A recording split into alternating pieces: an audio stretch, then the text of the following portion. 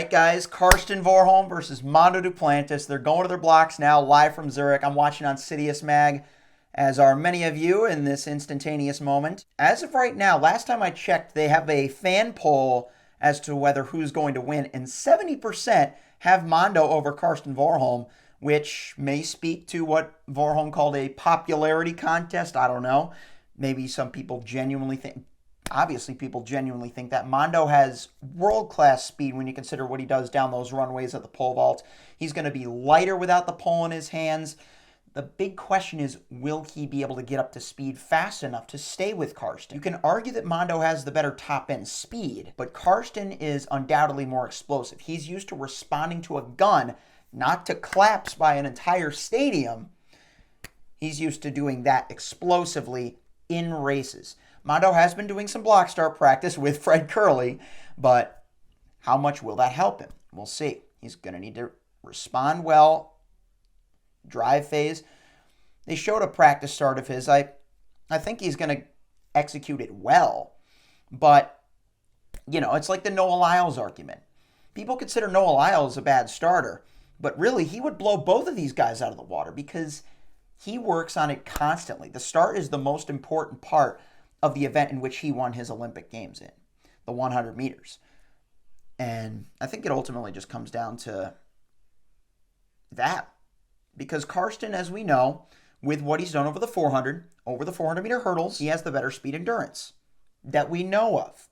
Mondo, I would imagine, has good speed endurance with his lean physique and light build, an ability to go over 20 feet vertically by springing a pole into the ground. But it's just idea versus execution, and that's what we're going to see play out here.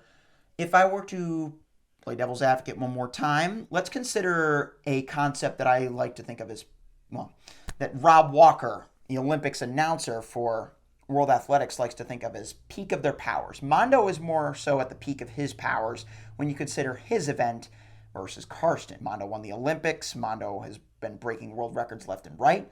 And Karsten, he's been performing well, but can't say of the same magnitude. But I think because of his experience, of how he has attacked races throughout the history of his career, that this is Karsten Warholm's race to win. I'm excited to see if he does his traditional fiery start where he slaps his face.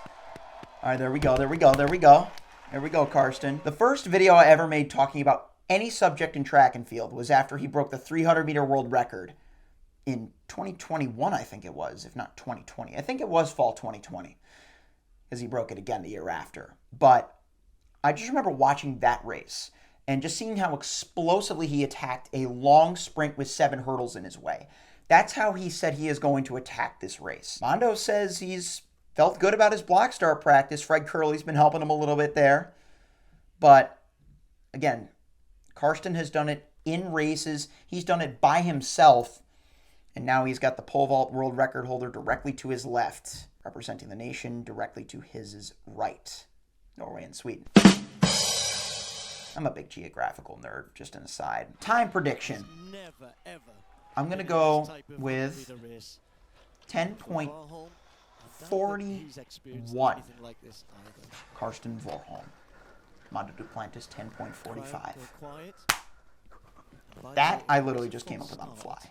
It doesn't mean they're disqualified. We will go. Mondo's been settling his blocks a bit longer. He says he's not nervous. To settle it all here. Let's go, guys. Versus Mondo. All right. Looked like Mondo got a better start. Karsten. Oh, man, Mondo's blowing him away. Wow. Yep. Yeah. It's not the first time I've been wrong. What was the time?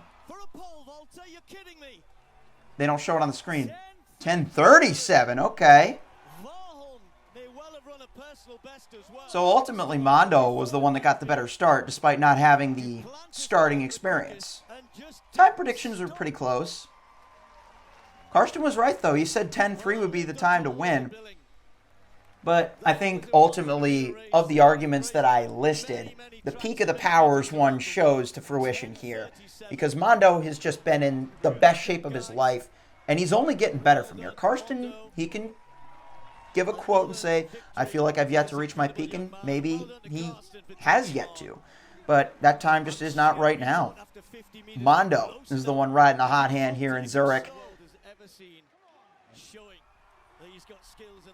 He's got such good knee lift. That's what ultimately carried him through that start. He was able to explode out, get into his stride. Speed endurance was probably the least of my concerns when you consider Mondo's assets to his sprinting game. He's looking to his right 50 meters in, but he knew he had it right there. Good games, boys. This is good for the sport right here. I don't know what Grand Slam track's going to look like next year, but I hope it has similar feats like this. Anyways, hope you enjoyed this quick little reaction. Hope you guys have some words of wisdom for me as to how I can better predict these unknown matchups. I'm just kidding, guys. Like and subscribe if you enjoyed, and I'll see you guys next time. Peace.